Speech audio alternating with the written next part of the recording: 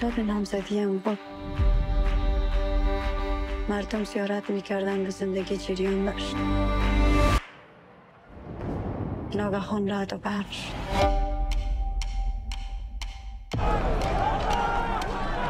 زنان طالبا گفتن که در خانه باشن.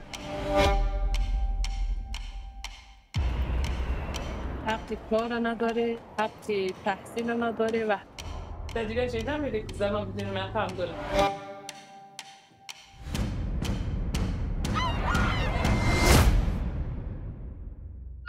با صدها نیروهای نظامی ما فقط 12 زن هستیم ولی ما هنوز هم ایستاده هستیم.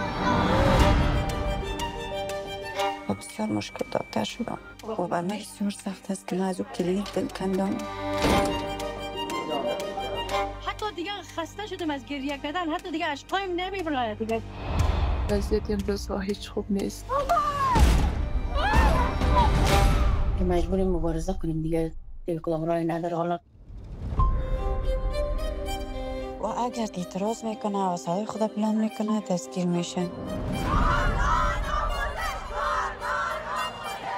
و ما نباید خاموش باشیم. فقط این ویدیوی هم گرفتم براتون میفرستم. اگر سبب به ما و دیگه ضرری برسد مسئولیت ما هست نیست. ما مبارزی ما با قلم و با سواد ما هست، نه با جهالت. ما زنای 20 سال پیش نیستیم، زنای تحصیل کرده هستیم که چوب نمیشیم در مقابل ما. هم بتیم به که اول خانم‌های این خبر رو برام می‌زنن. ما زنان نیمه پیکری جامعه هستیم. ما رای جمهور سال آینده ما میشیم.